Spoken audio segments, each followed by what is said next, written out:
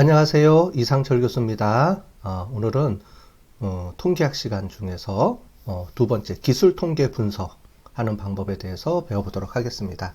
그 중에서도요, 우리 범주형 자료에 대해서 분석을 해보도록 하겠습니다.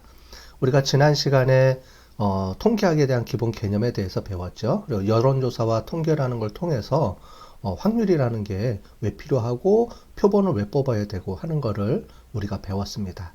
그 다음에 통계학은 두 가지 큰 차원에서 구분한다 그랬죠. 하나는 기술 통계학, 그죠? 그래서 데이터를 정리 요약하는 기술 통계학과 그 다음에 그 정리된 데이터를 이용해서 추론을 하는 확률을 이용해서 오차 범위를 추론하는 그런 방법인 추리 통계학이 있다고 배웠습니다. 오늘은 그 중에서도 기술 통계학 파트, 즉 데이터를 어떻게 잘 정리 요약하느냐 이런 부분을 우리가 배워볼 테고요. 그 중에서도 우리 범주형 자료를 배워보도록 하겠습니다. 갑자기 범주형 자료라니까 이게 처음 듣는 용어가 나오죠, 그죠? 그래서 오늘은 데이터, 우리가 구하는 자료가 어떻게 구성되어 있는지 이런 부분에 대해서 좀 배워보도록 하겠습니다. 데이터를 정리 요약하는 데 있어서 자료의 성질과 자료의 특성, 종류에 따라서 정리하는 방법이 틀려지거든요. 그래서 그런 부분을 우리가 한번 오늘 배워보도록 하겠습니다. 그래서 특히 범주형 자료, 그 다음에 이제 수치형 자료 이렇게 우리가 구분을 하는데 이번에는 범주형 자료를 먼저 보도록 하겠습니다. 도대체 자료라는 게 어떤 게 있고 이 자료의 특성이 어떤 게 있는지 종류가 뭐가 있는지 배우고요. 그 다음에 그 자료를 어떻게 측정하는지 그걸 우리가 척도라고 얘기하거든요. 어떻게 측정하는 방법이 있습니다. 단위가 있고요. 그거를 척도라고 하는데 자료를 측정할 수 있는 척도는 어떤 게 있는지 우리가 배워보도록 하겠습니다. 그 다음에 범주형 자료를 정리 요약하는데 가장 많이 쓰이는 게 대표적으로 쓰이는 게 표예요. 도수분포표. 여러분들이 일상생활에서 많이 쓰는 표 있죠? 그걸 의미합니다. 자, 그렇게 해서 그 표를 어떻게 잘 정리 요약하는지를 우리가 배워보도록 하고요. 표로 정리 요약하는 것뿐만이 아니고 그래프를 이용해서 잘 정리 요약해야 되겠죠? 그죠? 그래서 그래프를 이용해서 정리 요약하는 방법들, 그래프의 종류가 뭐가 있고 또 어떻게 하면 잘 정리 요약하는지 이런 부분에 대해서 배워보도록 하겠습니다. 그 다음에 다별량 범주형 자료를 표나 그래프로 정리하는 방법이라고 그랬는데 다별량이라는 게 뭐냐면 우리가 구분하고자 하는 관심 있는 변수가 2개 이상 될 때 그래요. 요거는 조금 이따가 설명을 드리겠습니다. 자, 우리가 남자 여자라는 거를 성별이라고 부르죠. 남자 여자를 성별이라는 변수라고 부릅니다. 근데 남자 여자와 또는 결혼은 결혼했다 안 했다 이렇게 우리가 구분할 수가 있겠죠. 그렇게 해서 남자 여자라는 성별과 결혼 유무라는 변수 두 가지를 동시에 이용해서 우리가 어떤 분석을 하고 싶다, 정리하고 싶다. 그런 걸 우리가 다별량이라고 합니다. 먼저 자료에 대해서 먼저 이해를 해야 되겠죠. 도대체 우리가 자료, 데이터 너무나 많이 우리가 말을 써왔습니다. 그죠? 자료라는 건 모르는 사람이 없을 거예요. 데이터라고 부르기도 하고 영어로는 한국말로는 자료라고 부릅니다. 자, 그러면 이 자료라는 게 뭔지 우리가 한번 배워보도록 할게요. 왜냐하면 통계학이라는 거는 이런 자료를 분석하는 거죠. 그죠? 빅데이터도 자료를 분석하는 겁니다.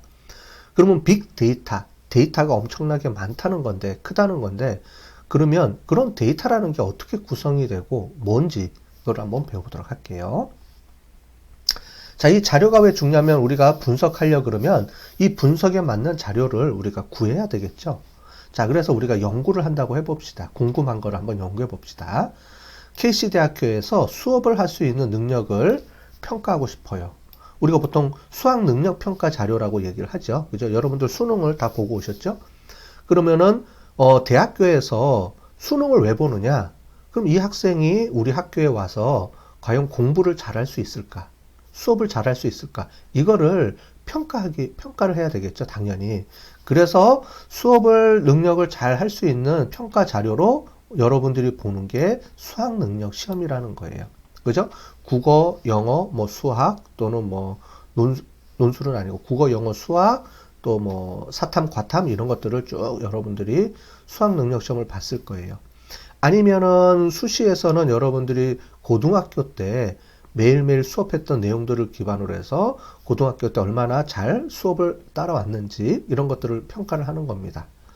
자, 이런 평가 자료는 결국은 뭐냐면 여러분들이 대학교에 와서 얼마나 공부를 잘할 수 있는지를 평가하기 위한 자료를 이용하는 거고요. 그런 자료를 우리가 얻어야 되죠. 얻어야 되니까 수학 능력 시험을 보는 거고요. 자, 그러면 이렇게 한번 보도록 하겠습니다. 자, 이러한 자료를 측정하기 위해서는 수학 능력 시험을 봐야 된다라고 우리가 됐으면 이제 대상이 있어야 되겠죠. 그걸 우리가 연구 대상이라고 합니다. 자, 연구 대상은 고등학교 3학년이 되겠죠. 수학 능력을 보는 고등학교 3학년. 자, 그 다음에 우리가 관심 있는 거는 뭐냐면 수학 공부를 잘할 수 있는 능력이에요. 고3 학년들, 고3 학년, 그러니까 고등학교 3학년들을 대상으로 연구를 진행하지만 그 중에서도 뭐를 볼 거냐? 공부를 잘할 수 있는 능력을 보는 거죠. 이거를 우리가 요인이라고 합니다. 즉 우리가 관심 있는 이 데이터를 뽑아냈을 때 이 데이터로부터 우리가 관심 있는 것, 그거를 우리가 요인이라고 부르죠. 근데 요인은 좀 더 큰 개념이에요. 개념이라고 보면 되겠어요. 수학 능력. 여러분들 수학 능력이라는 거를 어떻게 측정하겠어요? 어떤 거겠어요? 무슨 말이냐면은 수학 능력이라는 거는 우리가 여러분들 이 수학 능력에 맞는 적당한 능력을 우리가 평가를 해야 되겠죠. 수치화해야 돼요. 자료를 뽑아야 돼요. 그래서 그거를 우리가 뭐라고 부르냐면은 변수라고 부릅니다. 여기서 실제로 측정이 가능한 거를 뽑아내야 되죠. 그래서 변수라고 불러요. 물론 이 요인과 변수는 혼용해서 많이 쓰입니다. 이렇게 구분해서 쓸 때도 있고요. 아니면은 뭐 변수와 요인을 같은 말로 쓰기도 합니다. 그러면은 수학 능력이라는 거는 대학교에서 공부할 수 있는 능력인데 이 능력을 평가하기 위해서 대부분은 수능 점수를 가지고 우리가 평가를 하죠. 근데 수능 점수가 아닐 수도 있어요. 논술 점수도 있을 수가 있고요. 아니면은 따로 이제 시험을 볼 수도 있고 뭐 다양하게 평가를 할 수도 있겠죠. 그 중에서 내가 수학 능력을 뭘로 평가하겠다고 이렇게 정해줘야 되겠죠. 그걸 이제 연구 대상 또는 변수라고 부릅니다. 그래서 저는 수능 점수를 우리가 변수로 선택하겠어요. 그러면 수능 점수라는 거를 측정해야 되겠죠. 측정하는 거를 뭐라고 하냐면은 측정 척도라고 합니다. 그래서 우리가 점수로 우리가 측정을 하게 되겠죠. 그래서 수학 능력 점수는 몇 점 몇 점 이렇게 점수를 측정합니다. 그죠? 자, 그래서 이렇게 해서 이 수학 능력 점수를 척도를 이용해서 측정을 해서 나온 거를 이렇게 자료라고 부릅니다. 그죠? 그래서 누구 얼마 몇 점 몇 점 몇 점 이렇게 자료가 측정이 되겠죠. 자, 그래서 요거를 좀 더 구체적으로 한번 보도록 할게요. 우리가 아까 전에 연구 대상을 개체라고 부릅니다. 개체. 한 명, 한 명, 한 명. 그죠? 아까 전에 고등학교 3학년이라고 불렀고요. 그 다음에 요인. 요인은 개체 특성 중에서 고등학교 3학년이 갖는 여러 가지 특성이 있겠죠? 성별이 있을 수가 있고, 나이가 있을 수가 있고, 그 중에서도 우리가 관심 있는 거는 수학 능력이죠. 그래서 그거를 측정할 수 있도록 수치화하기 위해서 수학 능력 점수라는 거를 우리가 변수로 채택을 하고요. 그거를 우리가 척도라는 건 뭐냐면 이거를 수치화하는 규칙을 얘기합니다. 그래서 점수가 있고요. 또는 센티미터, 킬로그램, 다양하게 우리가 뒤에 측정 도치가 붙죠. 그거를 우리가 척도라고 합니다. 자, 이 척도를 나중에 보면 우리가 크게 4가지 척도로 구분을 할 거예요. 그거를 이제 구체적으로 나온 게 요거고요. 요거는 이렇게 이런 척도들은 크게 보면 4가지 카테고리 안으로 포함해서 우리가 정리할 수 있습니다. 이 부분은 뒤에 가서 또 배워보도록 하겠습니다. 그 다음에 그렇게 해서 나온 거를 우리가 자료라고 부르는 거죠. 자, 그럼 우리가 좀 더 이렇게 모아진 자료는 표 형태로 이렇게 정리가 됩니다. 그죠? 정리가 되겠죠?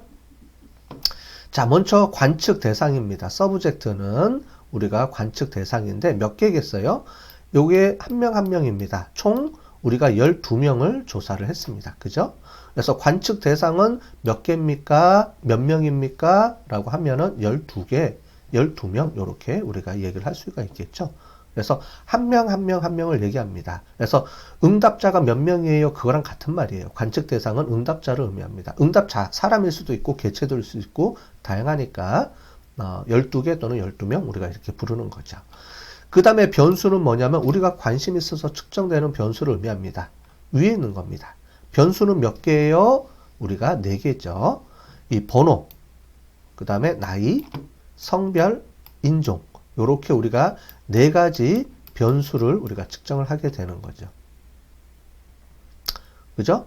그 중에서 번호는 보통 우리가 분석할 때는 쓰지는 않죠. 그죠? 요거는 이제 구분하기 위해서 넘버링을 붙여놓은 거니까 실제로는 요 세 가지 변수를 측정할 때 쓰이겠지만 크게 보면 네 가지 또는 뭐 세 가지 뭐 이렇게 우리가 부를 수가 있는데 위에 있는 걸 다 변수로 보시면 될 것 같아요. 그래서 총 네 가지 변수가 있다. 이거 하나하나를 변수 또는 별량이라 그럽니다. 그래서 네 가지니까 이게 다별량이라고 우리가 얘기를 하겠죠. 그리고 요거 하나를 딱 보면은 요거는 일별량이라고 합니다. 나는 나이만 갖고 연구할래. 그러면 일별량 분석. 나는 나이하고 성별 두 가지를 갖고 분석할래. 그러면 이별량 분석. 이렇게 우리가 부를 수가 있습니다. 이제 나중에 뒤에 보면 우리가 다양한 분석을 할 텐데 그 분석들이 일별량 분석도 있고 다별량 분석도 있습니다. 네. 그 다음에 관측치는 observation이라고 하는데 요거를 얘기합니다. 그죠? 그래서 관측치는 몇 개예요? 우리 12명을 총 4개로 측정했으니까 어떻게 돼요?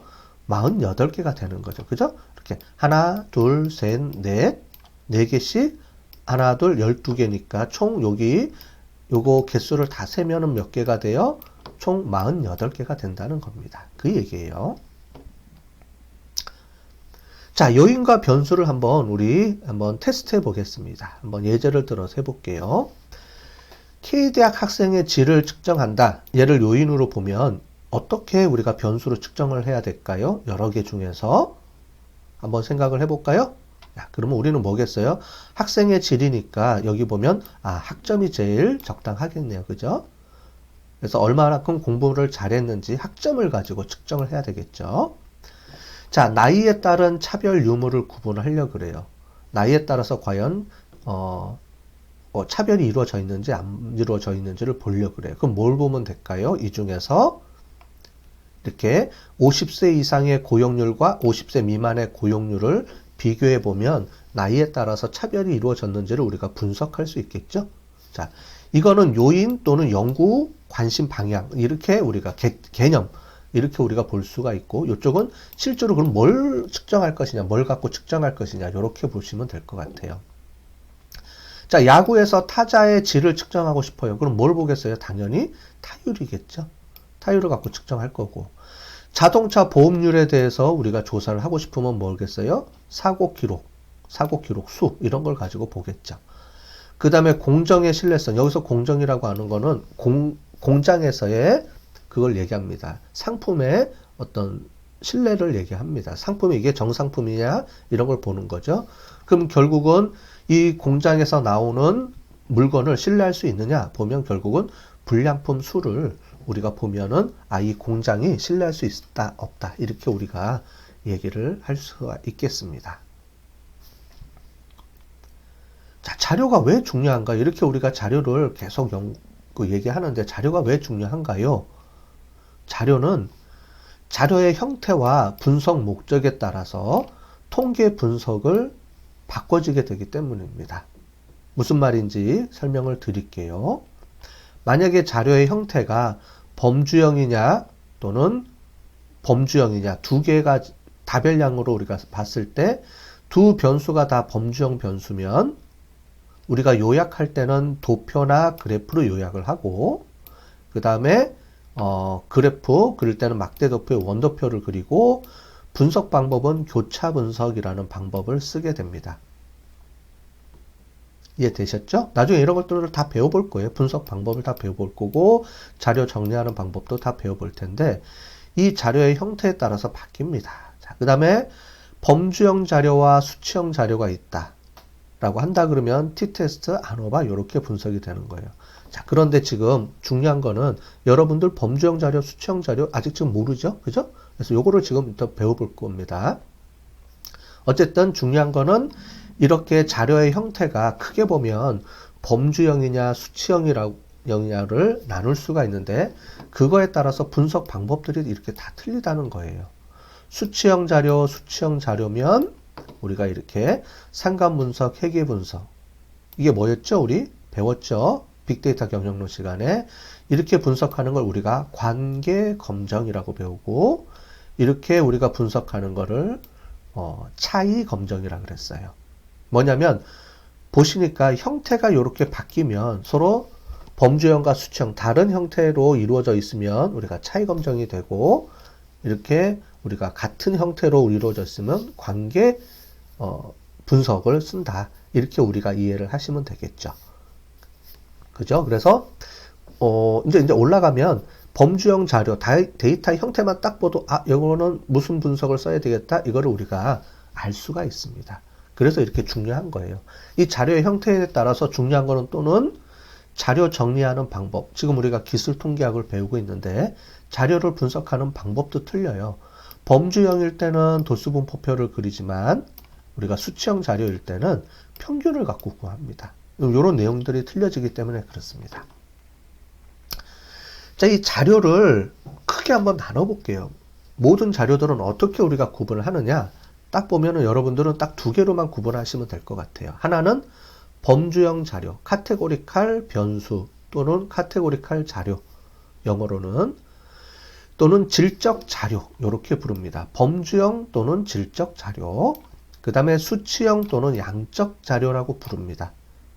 자, 뒤에도 더 있긴 하지만 쉽게 얘기하면 그냥 딱 요 두 개만 이해하시면 돼요. 요 두 개는 절대 잊어먹으면 안 됩니다. 앞으로 제가 계속 얘기할 때 범주형 자료입니까? 수치형 자료입니다. 범주형 자료입니다. 이렇게 얘기하면서 분석을 하거나 이렇게 할 거예요. 설명을 할 텐데 요거는 절대 잃어버리면 안 돼요. 그 다음에 밑에 뭐 몇 가지 형태로 구분하는 게 또 있습니다. 자, 범주형 자료는 이렇게 구분할 수도 있어요. 문자형으로 정리되는 경우도 있는데 뭐냐면 이렇게 값을 직접 이렇게 쓰는 거예요. 성별이다. 그러면 남자, 여자. 여러분들 엑셀에다가 성별이라고 하고 남자, 여자 이렇게 치는 거를 문자형으로 데이터를 정리했다라고 보는 거고요. 코드형으로 정리한다라는 건 뭐냐면 이렇게 남자는 1번, 여자는 2번 이렇게 정리를 하죠. 그래서 대부분은 우리가 분석을 할 때는 코드형으로 다 분석을 해야 됩니다. 그래서 문자형으로 정리하지 않고요. 나중에 코드 형태로 다 정리를 합니다. 왜냐하면 SPSS 자체가 우리가 뒤에 분석 도구라고 그랬죠. 분석 도구는 이렇게 코드 형태로 정리를 하기 때문에 그래요. 그래서 문자형과 코드형 이렇게 있지만은 실제로는 거의 다 코드형으로 우리가 정리해서 보여지게 됩니다. 정리를 해야 됩니다. 근데 문자형, 코드형 이렇게 구분하지는 않아요. 근데 이런 종류가 있다라는 걸 알아두면 좋을 것 같고요. 수치형은 이산형, 연속형이라고 부릅니다. 이산형은 뭐냐면 이렇게 0, 1, 2, 3 소수점이 없는 거, 이거를 정수형이라고 부르죠. 수학 시간에 배웠던 정수형. 그 다음에 연속형은 실수형, 이렇게 소수점이 들어가는 거죠. 실수형은 연속형 수치를 갖는 거죠. 예. 그래서 이렇게 이산형이냐 연속형이냐 이렇게 구분도 합니다. 자, 그런데 이렇게 구분하는 거는 보통 일반적이지는 않고요. 나중에 이제 이렇게 용어들을 쓸 때 이런 거구나 라고 이해를 하기 위해서 간단하게 설명을 드린 겁니다. 자, 근데 이런 자료의 구분보다는 요 뒤에 나오는 척도에 따른 구분을 더 많이 우리가 씁니다. 통계에서는. 왜냐면 이런 구분은 실제로 분석할 때 별로 도움이 안 되고요. 뒤에 나오는 척도에 따른 분류가 더 도움이 많이 되기 때문에 그렇습니다. 자, 그러면 지금부터 설명을 좀 더 드릴게요. 자, 근데 일단 중요한 거는 범주형이냐, 순서형이냐, 이거를 가지고 우리가 봐야 되겠죠? 그래서 범주형이냐, 수치형이라고 해놨네요. 순서형보다는 수치형, 이렇게 설명을 드리도록 하겠습니다. 얘를 수치라고 할게요. 말을 통일하는 게 좋으니까. 그래서 범주형이냐, 수치형이냐, 이렇게 우리가 분석할 때 범주형은 이 자료의 범주를 나타내는 거예요. 아까 전에 봤던 이거를 보통 코드로 나타내죠. 그래서 성별, 학력 이렇게 우리가 표현을 합니다. 특징은 연산을 할 수가 없어요. 그죠? 그래서 얘는 뭐냐면은 우리가 그룹을 나누는 그룹을 여기서는 범주라고 합니다. 카테고리라는 말이 쓰이죠. 영어로는 카테고리 또는 그룹 또는 범주 같은 말입니다. 그래서 범주형 자료라는 건 뭐냐면 여러분들 우리가 남자, 여자로 그룹을 나누고 싶어요. 그럴 때는 남자, 여자로 우리가 사람들을 특징하겠죠? 남자, 여자, 남자, 여자, 남자, 여자 이렇게 데이터를 취할 거예요. 그럴 때 남자, 여자라는 거를 우리가 어떤 변수냐면 성별이라는 변수죠. 자, 변수하고 그 자료의 값하고 틀립니다. 무슨 말이냐면 변수는 성별이라는 변수고요. 그 다음에 이 성별이라는 변수를 측정하기 위해서 남자, 여자라고 우리가 구분을 하죠. 이걸 값이라고 부릅니다. 헷갈리지 마세요. 남자가 변수가 아니고요. 평별이 변수예요. 성별이라는 게 변수고 남자, 여자는 이 값을 이 변수를 들어가는 값이라고 볼 수가 있겠죠. 자, 우리가 아는 학력이라는 게 변수고요. 학력이라는 게 변수고 이 학력을 측정하기 위해서 구분을 우리가 고졸, 대졸, 대학원졸 이렇게 구분을 하죠. 얘를 측정치 값이죠. 근데 아까 전에 보는 것처럼 이렇게 문자형으로 표시하지 않고 보통은 이렇게 코드 형태로 표시합니다. 남자는 1, 여자는 2 또는 고졸은 1, 대졸 2, 대학원졸 3 이렇게 나오는데 요거는 코드지 이 값이 의미가 있는 값이 아니에요. 얘는 숫자로서 표시해주는 코드의 의미지. 그러니까 이렇게 문자로 분석하기가 어렵기 때문에 아까 전에 말씀드린 것처럼 SPSS는 모든 걸 다 숫자로 인식하기 때문에 구분하기 위해서 숫자로 구분을 대응해주는 개념이지 이게 의미가 있는 건 아니에요. 예를 들어서 남자는 1, 여자는 1 이렇게 저장이 돼 있으면 엑셀표에 1, 2, 1, 2 이렇게 막 저장이 돼 있잖아요. 그럼 이렇게 숫자로 돼 있기 때문에 대부분의 모르는 사람들은 이거 평균이겠네 그리고 평균을 내거나 아니면 이렇게 냅니다. 그럼 이건 안 돼요. 성별이 평균이 1.5라는 건 말이 안 되죠. 그럼 이거 남자예요, 여자예요? 말이 안 되죠. 그래서 우리가 이 범주형 자료는 성별 이렇게 평균으로 쓰는 게 아니고요. 뒤에 나오면 알겠지만은 그룹으로 표로 정리해 줍니다. 그래서 남자 몇 명, 여자 몇 명 이렇게 표로 정리하죠. 요거를 우리가 도수분포표라고 부르죠. 그래서 아까 조금 전에 제가 말씀드린 것처럼 자료의 종류에 따라서 우리가 표로 정리하느냐 아니면 숫자로 정리하느냐 수치형으로 평균으로 정리하느냐 이게 결정이 돼요. 범주형 자료는 무조건 표로 정리해야 됩니다. 평균으로 정리하면 다 틀려요. 이거는 말도 안 되는 거예요. 당연히 이 숫자는 의미를 갖고 있는 게 아닙니다. 그래서 성별, 학력 또는 결혼 유무 이렇게 우리가 유무로 표시를 많이 하죠. 결혼 유무, 결혼했다, 안 했다. 이렇게 우리가 표시하는 거예요. 또 안경을 쓰는 유무, 그럼 안경을 썼다, 안경을 안 썼다. 이렇게 얘기하는 거를 전부 다 범주형 자료라고 합니다. 사람들을 보통 이렇게 구분을 하죠. 구분할 때 보통 많이 쓰여요. 자, 그 다음에 순서형 자료는 이렇게 나옵니다. 수치형 자료, 순서형이라는 말보다는 수치형이 더 맞습니다. 수치형 자료는 연속 자료라고 우리가 부르고요. 이산형 자료와 연속형 자료로 나오는데 이거 보는 큰 의미는 없고요. 보통 우리가 숫자로 의미가 있는 것들을 우리가 얘기합니다. 숫자로 의미가 있는 거. 키, 몸무게, 그 다음에 세금, 그죠? 그다음에 여러분들 성적 이런 것들이 전부 다 순서형 자료예요. 그래서 대부분 우리가 구하는 자료는 죄송합니다. 수치형 자료입니다. 우리가 구하는 대부분의 자료는 수치형이고요. 그 수치형을 이외에 또 범주형 자료로 구분을 하는 것도 있으니까 그렇게 이해를 하시면 되겠어요. 그래서 뒤에 보면 좀 더 복잡하게 우리가 분류를 할 수 있지만 여러분들은 딱 두 가지만 이해하시면 되겠어요. 범주형 자료냐, 수치형 자료냐 이렇게 분석을 하면 되겠습니다.